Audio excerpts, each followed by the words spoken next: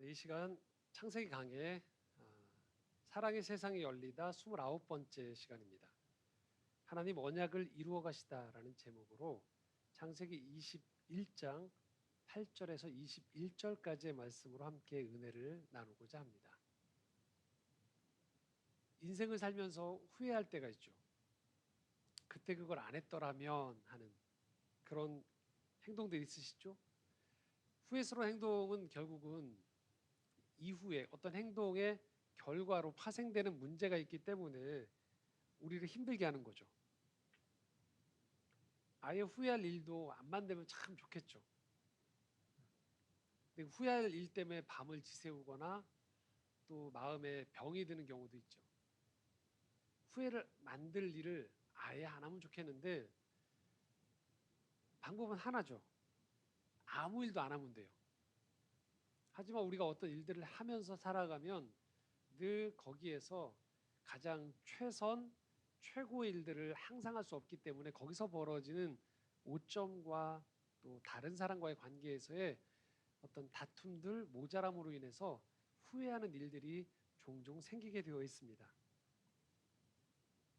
당신은 분명히 그게 최선이라고 생각했던 거죠. 하지만 돌아보니까 이제 그 벌어진 일로 인해서 어려워지는 거예요. 아, 내가 그때 참 조급했구나. 두려웠구나. 미련했구나. 이런 생각들이 드는 거죠. 자, 그러면 결국은 우리가 후회할 수 있는 일들을 아예 제거할 수 없다면 우리에게 남은 건 뭘까요? 물론 살아가면서 최소한으로 후회할 일을 줄이는 게 좋지만 결국은 후회할 일들은 벌어지거든요. 그러면 후회하고 난 다음에 그걸 깨닫는 그 시점부터 다른 조치를 취해야 되는 거죠. 계속 후회를 끌어안고서 벼랑 끝으로 같이 이 후회와 함께 떨어질 수가 없는 거죠. 깨닫는 그 시점에서 끊어내거나 길을 다르게 가야 되는 것이죠. 아브라함이 후회하는 일들이 생기죠. 어떤 일이었죠? 하나님이 분명히 약속으로 아들을 주겠다고 했지만 아브라함이 기다리지 못했죠. 그것이 정말인가라는 생각들이 들면서 한 가지 조치를 취했었습니다. 사라의 이야기를 듣고 자신의 사라의 몸종이었던 하갈을 통해서 아이를 낳았던 거죠. 이스마엘이었어요. 이게 결국은 멀리 내다보면 후회할 일이었어요. 이 집안에 분란이 되거든요. 그런데 이 아이가 자라는 거예요. 아직 이삭은 태어나지 않고. 자, 이 세월이 아브라함이 이스마엘을 낳았을 때가 하갈을 통해 이스마엘이 이 집안에 출생했을 때가 아브라함의 나이가 86세 때였거든요. 아브라함이 이삭은 낳은 건 100세 때란 말이에요. 그러니까 이스마엘이 이 집안에 태어나고 난 다음에 15년여 시간 동안 그러니까 한 아이가 청소년이 되는 시간 동안 아브라함은 이스마엘을 지켜보는 거예요.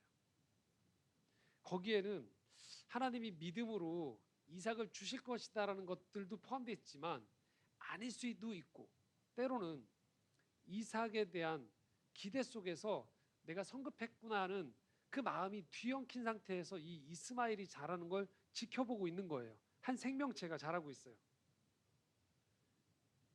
끝난 시점에서야 보면 아브라함 참 못 기다렸구나.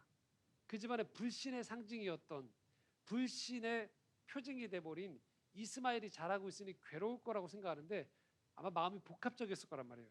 아브라함의 마음은. 자, 그러면 이 시점쯤 되면 우리가 생각하기에 이스마엘도 이제 집안 분위기를 들을 거 아니에요.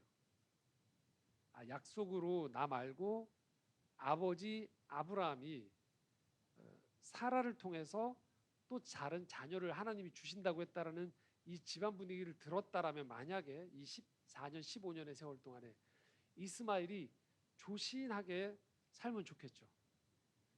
근데 그건 우리의 머릿속의 생각인 거예요. 이스마엘도 한 사람의 인격체거든요. 그러니까 이스마엘은 이스마엘답게 살아가는 거예요. 청소년답게 살아가는 거죠. 자, 그러다 보니까 결국은 이스마엘이 사고를 치게 됩니다. 자, 그게 오늘 말씀의 8절과 9절로 시작됩니다. 함께 읽겠습니다. 아이가 자라매 젖을 때고 이삭이 젖을 때는 날에 아브라함이 큰 잔치를 베풀었더라. 사라가 본즉 아브라함의 아들 애굽 여인 하갈의 아들이 이삭을 놀리는지라. 자, 성경에서는요, 이스마엘이 태어났을 때 잔치를 했다라는 기록이 없어요. 그런데 이제 지각이 있는 이스마엘 입장에서 보았을 때 동생이거든요, 이삭이, 배달은. 근데 이삭이 출생하자 아브라함이 젖을 땐 무렵에 큰 잔치를 벌였다는 거예요. 어떨까요? 사리 분별이 안 되는 어린아이라면 그냥 잔치가 열렸으니까 좋아하겠지만 청소년기에 이스마엘 입장에서는 이게 예민한 문제일 수밖에 없죠. 그래서 9절에 보면 이런 표현이 나옵니다. 하갈의 아들이, 그러니까 이스마엘이죠. 이스마엘이 이삭을 놀리는지라.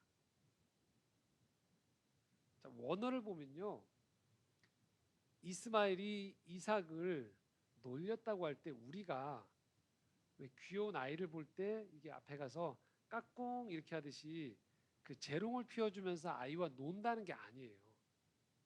가장 적합한 표현이 뭐냐면요, 희롱하였다예요. 희롱하였다.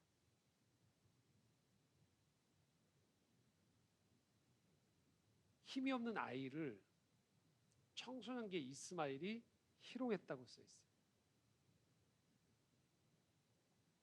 그리고 이것을 사라가 지켜본 거예요. 이삭의 어머니인 사라가 이 장면을 지켜보았습니다. 자, 10절부터 11절입니다. 함께 보겠습니다. 그가 아브라함에게 이르되 이 여종과 그 아들을 내쫓으라. 이 종의 아들은 내 아들 이삭과 함께 기업을 얻지 못하리라 하므로 아브라함이 그의 아들로 말미암아 그 일이 매우 근심이 되었더니.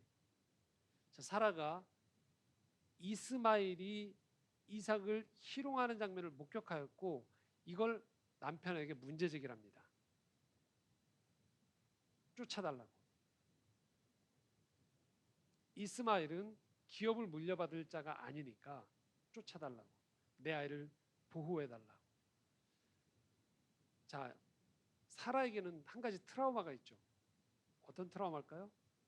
예, 자신이 데려왔던 몸종을 아브라함에게 이스마엘을 낳도록 했더니 어떤 일을 벌였었죠? 이 하갈이 자기가 임신하게 되어지자 자기 여주인을 멸시했던 트라우마가 있어요. 그 경험이 있어요. 그래서 그때도 내쫓았죠. 근데 이 하갈이 광야에서 다시 돌아왔단 말이에요, 이 집으로. 그리고 지내는데 이 아이가 장성한 순간에 어머니와 똑같은 방식으로 이제는 나의 아이에게 희롱하는 장면이 나온 거예요. 그러니까 여주인이었던 자신이 멸시를 당했던 것 못지않게 자신의 아이가, 아무런 저항력이 없는 아이가 희롱을 당하는 장면을 목격한 거예요. 쫓아달라고. 아주 적극적으로 얘기합니다. 쫓아달라고. 여기 아브라함 반응은 어떻습니까? 이렇게 표현되어 있죠. 매우 근심이 되었더니. 죽을 것 같은 거예요, 아브라함이. 사라 입장에서는 이삭만 내 자식이에요. 근데 아브라함 편에서 어떨까요? 비록 부인은 다른데 이스마엘도 자기 자녀예요. 근데 저 자녀를 지금 더더군다나 청소년기까지 살아왔던 세월이 있단 말이에요, 이 아이와. 근데 이 아이를 내쫓으라고 이야기하는 겁니다. 괴로운 거예요.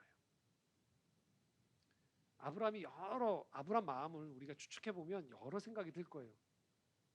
사라에 대한 원망이 있을 수도 있어요. 아니, 본인이 분명히 그때 하갈과 함께 잠자리를 해서 후손을 낳으라고 하지 않았냐. 당신이 얘기를 안 했으면 나는 이런 생각하지도 않았을 거라고 원망할 수도 있어요. 또 이스마엘에 대해서도 좀 눈치가 있지. 또는 벌어지고 난 다음에 이 상황에서 꼭 사라가 이렇게 야멸차게만 돼야 될까? 적당히 혼내고, 여주인이니까 혼내고 분리시키면서 그냥 이 집안에 공존하게 만들까라는 무수한 생각이 떠올랐을 거란 말이에요. 그런데 자기의 부인의 입장이 너무 단호한 거예요. 아브라함 편에서는 이거를 해결할 단서가 잘 안 보이는 거예요. 더더군다나 한번 쫓아냈던 그 하갈이 그 아이와 함께 다시 돌아왔었거든요. 또 다시 쫓아낸다는 것 쉽지 않은 거죠. 자, 우리도 이런 후회가 몰려들 때가 있어요. 이러지도 저러지도 못할 때가 있어요. 근데 이 일은 분명히 내가 벌인 일이거든요. 누군가의 제안을 들었든 어쨌든 결국은 내 선에서 결정했던 일로 벌어진 일들이 있어요. 근데 희한하게 우리가 지혜의 눈을 뜨는 건 그 일이 벌어지고 난 다음에 이게 이랬었던 거구나 하고 후회가 몰려오는 거죠. 또는 그 일이 벌어지고 난 다음에 사람들의 반응이 좀 조용히 이 문제를 해결하면 좋은데 대체로들 다퉈요. 책임을 전가하는 일들이 벌어집니다. 원만하게 지금 벌어진 상태에서의 수습의 방향으로 가지 않고 책임 전가를 하는 일들이 왕왕 벌어지는 거예요. 지금 아브라함 입장에서는 지금 이 집안에서 큰 분란이 일어난 거예요. 잔치를 벌이다가 아들이 둘이 생겼다라고 좋아해야 되는데 지금 이 아들 둘로 인해서 집안에 큰 분란이 생긴 거죠. 여인들도 마찬가지고요. 아브라함이 결정을 못 내리고 있어요. 그냥 고민을 하고 있었어요. 깊은 고민에 빠졌습니다. 이 상황을 정리해 주신 분은요, 하나님이셨습니다. 12절 13절 함께 읽겠습니다. 하나님이 아브라함에게 이르시되 내 아이나 내 여종으로 말미암아 근심하지 말고 사라가 내게 이른 말을 다 들으라. 이삭에게서 나는 자라야 내 씨라 부를 것임이니라. 그러나 여종의 아들도 내 씨니 내가 그로 한 민족을 이루게 하리라 하신지라. 하나님이 어떻게 정리를 하셨냐면요, 사라의 의견대로 하자고 얘기하세요. 아브라함 편에서 봤을 때 어떻게 여종을 내보내라는 거예요. 이삭에게서 나는 자라야 내 씨라 할 것이다라고 이해하신 거예요. 자, 여기서 우리는 기억해야 되는 게 있어요. 하나님이 사라의 편을 들어주는 게 아니에요. 그러니까 여주인의 기득권의 편을 들어주는 게 아니란 말이에요. 하나님이 지금 이 상황에서 무엇이 중요한지에 대한 우선순위를 정리해 주시는 거예요. 자, 어떤 우선순위일까요? 우리가 이 시점에서 단순히 이 분쟁만 보면 안 돼요. 그래서 사라의 말이 옳으냐, 하갈의 말이 옳으냐, 이삭이냐, 이스마엘이냐의 문제가 아니에요. 이 사건의 분쟁 자체로만 보면 잘 안 보여요. 그런데 우리가 기억해야 될 사실이 있습니다. 그것은 하나님이 아브라함과 언약을 맺으시면서 주셨던 먼저 선행했던 말씀이 있다라는 거예요. 자, 창세기 15장 3절과 4절입니다. 함께 읽겠습니다. 아브라함이 또 이르되 주께서 내게 씨를 주지 아니하셨으니 내 집에서 길린 자가 내 상속자가 될 것이니이다. 여호와의 말씀이 그에게 임하여 이르시되 그 사람이 내 상속자가 아니라 내 몸에서 날 자가 내 상속자가 되리라 하시고 먼저 얘기하셨어요. 이미 선행했던 하나님의 질서가 있던 거예요. 지금 중요한 건 이 앞에서 벌어지고 있는 이 다툼이 아니에요. 하나님이 지금 이 중심된 일을 누구를 통해서 일하시는가에 우선순위 방점을 찍으신다는 거예요. 하나님은 이삭을 통해서 일하시겠다고 한 거예요. 그게 하나님의 계획이라는 거예요. 자, 우리가 갈등 상황에 직면할 때가 있어요. 모호한 거예요. 그래서 그 문제 자체로만 놓고 이게 맞을까 저게 맞을까 헷갈릴 때가 있어요. 그럴 때 우리가 하나님께 물어야 되는 게 있어요. 주님, 여기서 제일 중요한 게 뭡니까? 주님, 저는 지금 제 인생의 방향이 어느 방향으로 가고 있습니까? 어느 길입니까? 그 길에서 전체를 보는 눈을 회복해야 돼요. 여기서 놓치면 안 되는 게 무엇인가? 흔들리면 안 되는 것이 무엇인가? 여러 소리들이 들어오는데 여기서 정말 내가 들어야 될 중요한 소리는 뭐고 흘려들어도 되는 소리들은 무엇인가를 내가 분별해야 된다는 거예요. 하나도 놓치기 싫어서는 안 된다는 거예요. 그럴 때 우리가 선택을 하는 것이죠. 마치 우리 몸에 큰 어떤 종양이 자라고 있을 때 우리 선택을 해야 되는 거예요. 종양도 살리고 내 몸도 살리는 게 아니고 어떤 때는 어떤 위급한 상황에서 일정 부분 출혈을 감당하면서 우선순위를 맺어야 되는 것들이 있다라는 것을 우리가 알고 있어요. 인생에서 때가 있거든요. 그때 아니면 못할 중요한 일들이 있어요. 이후에 해도 되는 일들이 있어요. 그럴 때 우리가 그때에 맞는 이 시점에서만 꼭 해야 되는 일이 무엇인지를 보고 그렇지 않은 일들을 뒤로 미루는 습관들, 그런 지혜들을 자꾸 배워나가야 되는 거죠. 사람과의 갈등 관계 속에서도 똑같은 거예요. 여기서 정말 중요한 것이 무엇인지를 봐야 된다는 거예요. 그냥 단순히 이 다툼의 장면만 보면 하나님은 굉장히 냉정하신 분으로 보여요. 하나님은 마치 아브라함 가문 외에는 다 쳐내는, 알 수 없는, 그냥 자기 마음대로 복 주려는 집안 선택하고 나머지들은 다 해쳐버리는 그런 신으로 보일 수 있어요. 그런데 13절에 보면 하나님 이렇게 말씀하시죠. 이스마엘 역시 한 민족을 이루게 해주겠다고 하시는 거예요. 사실 이스마엘은 하나님의 계획이 아니었단 말이에요. 아브라함의 믿음 없음으로 인해서 태어난 불신의 증거예요. 그러나 하나님은 책임져 주시겠다고 하는 거예요. 이게 바로 하나님이 일하시는 방식이에요. 하나님은 절대 포기하지 않아야 되는 것들이 무엇인지를 우리가 알기를 원하세요. 더불어서 부족한 우리가 이 땅 가운데서 벌려놓은 여러 가지 일들 속에서 모자람과 깨어짐의 일들 속에 이 흩어져 있는 것들을 결국은 계속적으로 합력해서 선을 이루는 쪽으로 하나님은 바꿔주신다는 거예요. 그렇기 때문에 내보내게 돼요. 그리고 내보내게 된 하갈과 이스마엘은 이 현실에 직면하게 되는 거죠. 14절에서 16절입니다. 함께 읽겠습니다. 아브라함이 아침에 일찍 일어나 떡과 물 한 가죽 부대를 가져다가 하갈의 어깨에 메어주고 그 아이를 데리고 가게 하니 하갈이 나가서 브엘세바 광야에서 방황하더니 가죽 부대의 물이 떨어진지라 그 자식을 관목 덤불 아래에 두고 이르되 아이가 죽는 것을 참아보지 못하겠다 하고 화살 한바탕 거리에 떨어져 마주 앉아 바라보며 소리내어 우니. 14절을 보면 아브라함이 이 하갈과 이스마엘을 내보낼 때 이 미묘한 심리가 보여요.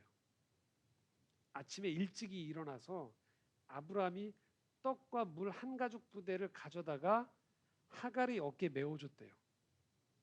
그냥 길바닥에 내쫓는 게 아니고요. 내보내긴 내보내는데 인간 편에서 할 수 있는 어떠한 안타까운 마음을 담아서 식량과 물을 주는 거예요. 근데 이게 인간이 할 수 있는 최선인 거예요. 이들이 나가야 되는 하갈이 이스마엘과 나가야 되는 곳이 어디냐? 브엘세바 광야라는 곳이었어요. 그리고 성경은 방황했다고 써 있어요. 마침내 가죽 부대에 물이 떨어지고 이들은 이곳에서 아브라함의 집에서 누렸던 풍족함과는 정반대의 생의 사지로 몰리게 된 거예요. 그게 현실이었어요. 하갈은 여기서 대성통곡을 합니다. 그리고 그 아이와 화살 한바탕 거리 좀 멀찍이 뛰어서 거기서 계속 울고 있는 거예요. 대처하지 못하고 울게 되는 거예요. 객사하게 되는 거죠. 이제 이들을 아무도 눈여겨보지 않는 거예요. 자, 여기까지가 바로 인간의 시선이에요. 인간의 시선은 내가 우선순위를 정하고 난 다음에 쳐내면 그것은 그냥 폐기 처분한다라고 생각을 해요. 그런데 이후에 이제 하나님의 일하심이 다시 등장합니다. 17절 18절입니다. 함께 읽겠습니다. 하나님이 그 어린아이의 소리를 들으셨으므로 하나님의 사자가 하늘에서부터 하갈을 불러 이르시되 하갈아 무슨 일이냐 두려워하지 말라 하나님이 저기 있는 아이의 소리를 들으셨나니 일어나 아이를 일으켜 내 손으로 붙들라 그가 큰 민족을 이루게 하리라 하시니라.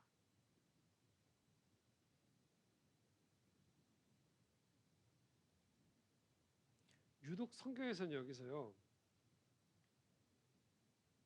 하갈의 울음소리가 아닌 이스마엘을 초점을 두고 있어요.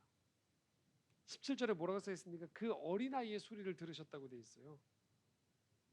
그리고 18절에 아이를 일으켜 내 손을 붙들라고 이야기합니다.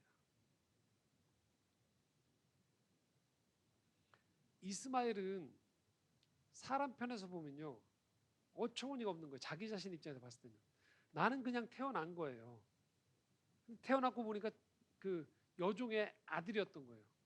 나는 생명을 가지고 태어났는데 알고 봤더니 내가 불신의 상징인 거예요. 나보다 훨씬 늦게 태어난 저 이삭이란 아이는 그 집안에서 잔치를 벌리면서 살고 있는데 나는 광야에서 죽게 되었구나. 근데 하나님이 지금 이 아이의 울음소리를 들으셨다고 이야기하고 있어요. 그리고 이들에게 필요한 것들을 공급해 주시는 거예요. 자, 19절에서 21절입니다. 함께 읽겠습니다. 하나님이 하갈의 눈을 밝히셨으므로 샘물을 보고 가서 가죽 부대에 물을 채워다가 그 아이에게 마시게 하였더라. 하나님이 그 아이와 함께 계심에 그가 장성하여 광야에서 거주하며 활 쏘는 자가 되었더라. 그가 바란 광야에 거주할 때 그의 어머니가 그를 위하여 애굽 땅에서 아내를 얻어 주었더라. 하나님의 필요가 채워지는데요. 어떤 식으로 채워지느냐? 19절에 보면요. 하갈의 눈을 밝혀주세요. 샘물을 발견하게 한 거예요. 그러니까 한번 비를 내리는 정도가 아니고요. 이제 여기서 샘물을 발견해서 생존할 수 있는 근거지를 마련해 주시는 거예요.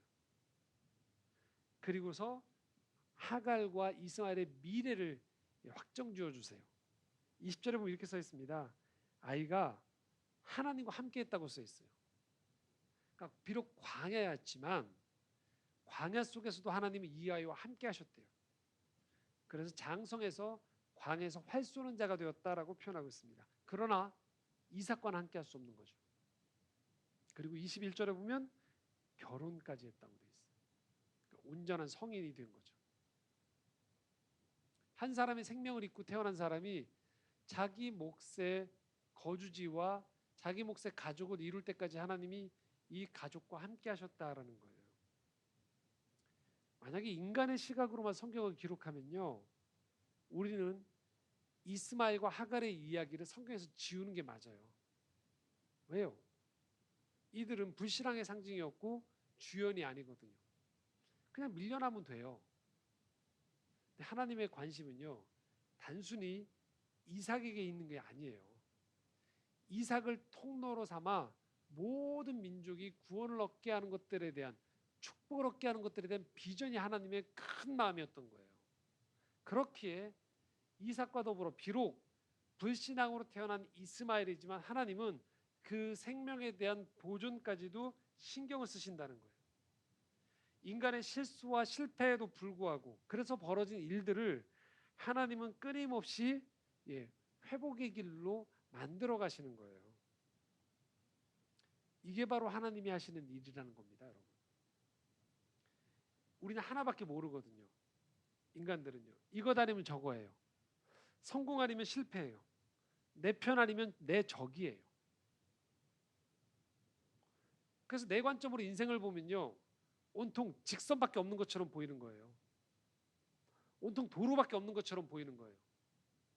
온통 무대 위밖에 없는 것처럼 보이는 거예요. 하나님은요, 이 우주 만물 가운데, 피조 세계 가운데 유기적으로 이 세상을 바라보세요. 그게 온 우주 만물의 하나님이신 거예요. 내 관점으로만 보면요, 내 관점으로만 인생을 보면요, 점점 인생이 좁아져요.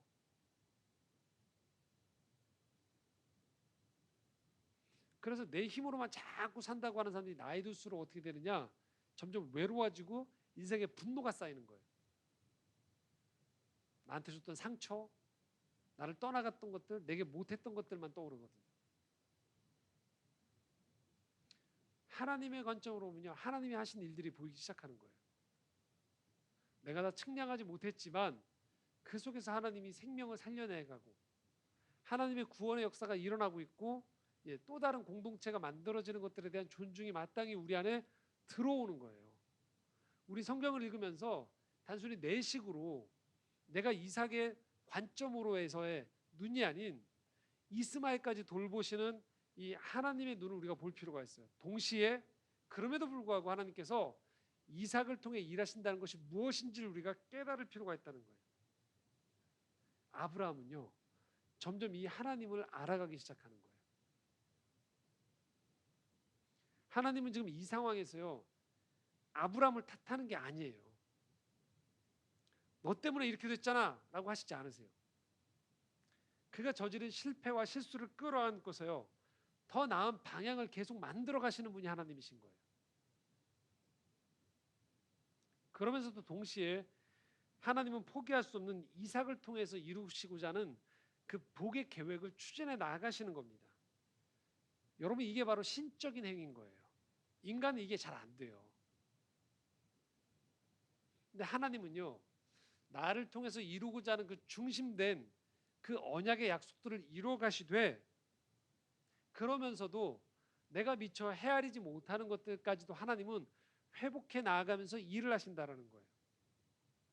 그렇기 때문에 오늘 우리가 이 아브람, 사라, 하갈 이 세 사람의 갈등, 다툼, 그리고 그의 자손들이었던 이삭과 이스마엘의 대립 속에서요, 이런 인간끼리의 대립과 불편함, 부족함 너머에서 하나님이 건네시고 있는 이 두 음성을 우리는 명확히 들어야 됩니다. 근심하고 있는 아브라함에게 이 갈등 상황에서 내가 벌였던 일들 속에서 자책하고 이걸 어떻게 풀어갈지 지혜가 떠오르지 않아서 계속적으로 꼬여버려 있던 아브라함에게 하나님이 하셨던 말씀이 바로 무엇입니까? 근심하지 말라는 거예요. 하나님이 오늘 우리에게 이 말씀을 주시는 거예요.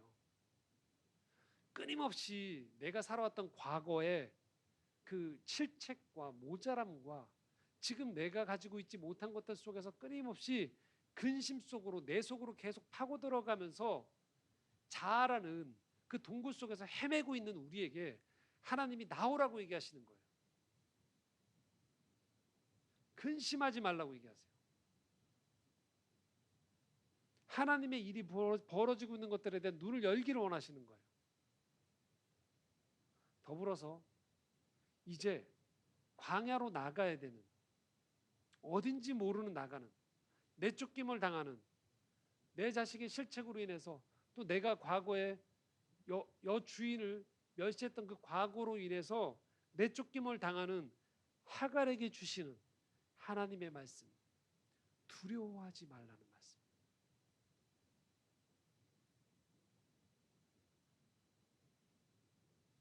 아브라함이 완벽해서 하나님이 근심하지 말라고 하신 게 아니에요. 하갈이 온전했기 때문에 두려워하지 말라고 하신 게 아니에요. 하나님이 일하시기 때문에, 이 일의 중심에 하나님이 계시기 때문에 근심하지 말라고 하는 거예요. 하나님의 계획이 있기 때문에 두려워하지 말라고 하는 거예요. 오늘 우리가 인생을 살아가면서 우리 마음속을 들여다보면 계속적으로 근심이 가득하죠. 잘못 선택할까 봐 노심초사하죠. 내 실수와 모자람 속에서도 하나님이 일하신다는 걸 자꾸 잊어버리거든요. 결국 뭐가 남을까요? 우주에 동떨어져 있는 나 혼자 같은 생각들이 드는 거죠.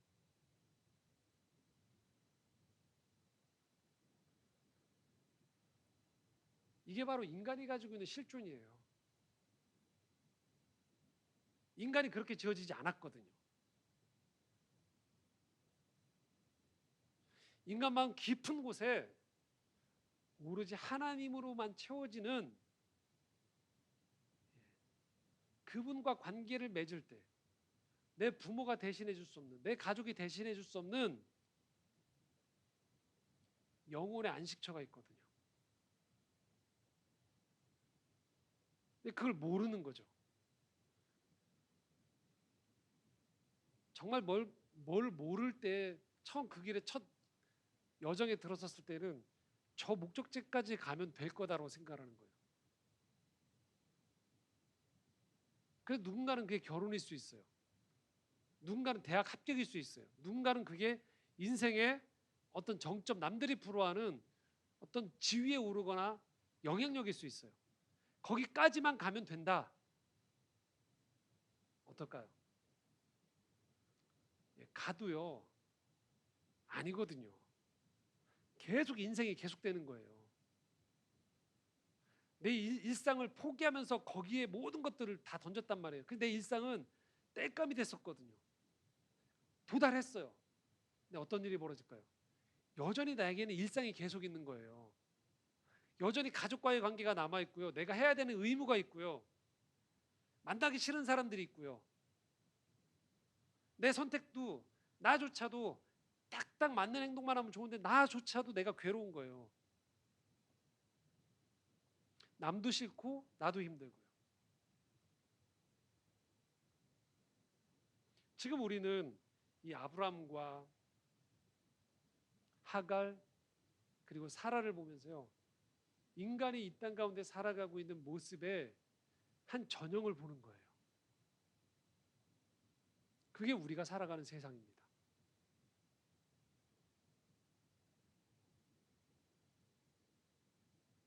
그럼 우리에게 하나님이 말씀하시는 거죠.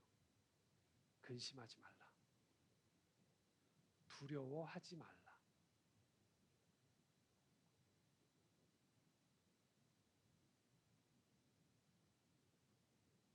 그게 하나님이 주시는 언약이에요.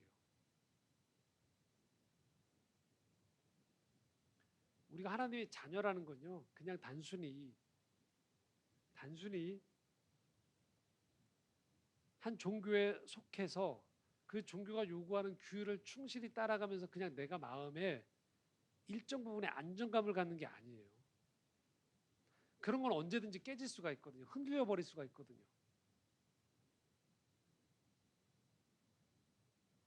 그런 모래성이 다 허물어지는 가운데 찾아오셔서요. 아무도 대신해 줄 수 없는 그 자리에서 나를 붙잡는 분, 내 손을 이끄시는 분, 나와 함께 하시는 동행하시는 내 인생에 임재하시는 분을 내가 만나는 거예요. 이게 언약의 첫 단추인 거예요. 내 삶의 두려움이 활개치지 못하도록 만드는 거죠.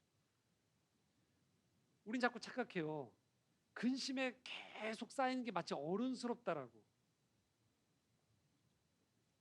하나님은 말씀하시는 거예요. 영적인 의미에서 진정한 성숙은요. 근심하는 게 아니고요. 두려워하는 게 아닌 거예요. 그러므로 여러분, 내가 했던 과거의 후회스러운 행동 때문에요. 그 후회 속에서 부족함들 때문에 그 후회 속에서 허덕이는 일들을 이제 나오셔야 돼요. 미래가 어떻게 펼쳐질지 몰라서요. 그냥 아무 일도 일어나지 않았으면 좋겠다라는 방식으로 소극적으로 인생을 살아가는 방식에서 나오셔야 된다고요. 우리 인생은 끊임없이 도전하고 실패하고 계속적으로 이전에 발견하지 못했던 나를 발견해 나아가는 여정으로 하나님 우리를 초대하신 거예요. 세상의 법칙은요. 승자들의 잔치처럼 보이는 거예요. 근데 그 승자들의 잔치처럼 보이는 세상은요. 따지고 보면 다 패자예요. 항상 정상에 있는 사람이 없거든요. 항상 건강한 사람이 없거든요. 우리는 여기서 아브라함의 믿음이 계속 자라가는 걸 보게 돼요. 아, 하나님이 일하시는 것들, 여전히 인생에 문제가 찾아올 때마다 인간은요. 오늘 벌어진 문제가 나한테 제일 큰 근심이에요. 근데 그 문제를 해결하는 방식이 이전보다 조금 더 근심의 양이 줄고요. 기도의 자리로 빨리 더 나아가고요. 그리고 얻게 되어지는 마음의 평안이 이전보다 더 오래가고 든든해지는 것들이 점점 늘어나는 것들이 바로 믿음이 성장하고 있는 거예요. 하나님의 언약은요. 인간들이 만들어 놓은 승자들의 잔치와는 달라요. 인간의 무수한 실패와 모자람과 후회와 다툼 속에서도 하나님은 포기하지 않으세요. 하나님은 하나님의 구원을 이루어 가세요. 그래서 궁극적으로 하나님의 비전은요. 이삭을 주셨을 때 모두를 웃게 하셨던 것처럼요. 모두를 승자로 만들게 하는 것들이 하나님의 궁극적인 비전인 거예요. 그래서 성경에 말하는 언약은 그냥 한 가족, 한민족 축복받은 얘기가 아닙니다, 여러분. 한민족을 선택하시되 그 너머에 이 민족을 통로 삼아서 온 세상 온 인류를 하나님의 놀라운 창조와 구원의 이야기로 회복시키는 것들, 그 장대한 스토리를 만들어 가시는 게 하나님의 언약인 거예요.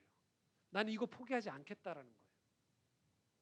세상에 일시적으로 흔들려 버리고 악이 판을 치고 요동하는 것 같고 나는 나대로 개인대로 내 인생이 끝났다고 할 때에도 하나님은 끊임없이 우리를 끄집어내세요. 그리고 하나님이 이루어가고자 하는 그 언약의 약속을 이루어 가신다라는 거예요. 말씀을 정리하겠습니다. 그러므로 우리가 믿음이 성장한다는 것은요, 여러분이 완벽한 사람이 된다는 게 아니에요. 하나님의 일하심에 대한 법칙을, 하나님의 일하심에 대한 손길을, 하나님의 일하심에 대한 마음을 내가 점점 깨달아 가면서 하나님이 주시는 이 근심이 아닌 평안, 두려움이 아닌 담대함이 점점 내 생에 차오르기 시작하는 겁니다. 그래서 누군가에게 선을 담대하게, 이전 같았으면 잘 못하고 내 앞가림하게 급했는데도 불구하고 내 먹거리만 신경 썼던 사람들이요, 베풀기 시작하는 거예요. 손을 내밀기 시작하는 거예요. 일을 할 때에도 항상 안전지대로 넘어가는 것 이전에 저 일이 옳은가 필요한가라면 그 지점으로 나아가서 더 좋은 지혜를 모으려고 하고 사람들과 함께 일들을 만들어 가려고 하는 자꾸 그 능력, 공동체적 능력이 성장해 가는 거예요. 그게 바로 하나님이 언약을 통해서 우리에게 버리시려는 일입니다. 그러나 인간의 습성은 자꾸만 우리 안으로 움츠러들어요. 맞고 틀리고를 따지고요. 그리고 내 편을 자꾸 만들어내요. 내 안전을 확보하려고 합니다. 근데 그것이 혼자 힘으로 안 된다는 거예요. 오늘 우리의 인생을 회복시키시는, 우리의 부족함과 모자람에도 불구하고 자꾸만 이 땅을 하나님 나라로 만들어 가시는 이 하나님의 구원의 손길 앞에 응답할 수 있는 우리가 되어지기 원합니다. 우리에게 필요한 것 근심이 아닙니다. 평안입니다. 주님께 기도함으로 맡기십시오. 두려워하는 것이 아닙니다. 말씀 앞에 나아가서 말씀을 묵상하고 기도하는 가운데 그분의 지혜를 구하고 그분의 인도함을 구하는 가운데에서 한 걸음 한 걸음 내 인생에서 가보지 못한 길을 가고 내 인생에서 하지 않았던 일들을 해 나아가는 가운데 하나님이 열어주시는 그 지경의 확장을 자꾸만 경험해 나아가는 것입니다. 그 인생으로, 그 축복의 인생으로 하나님은 오늘도 우리를 초대하고 계십니다. 함께 기도하겠습니다.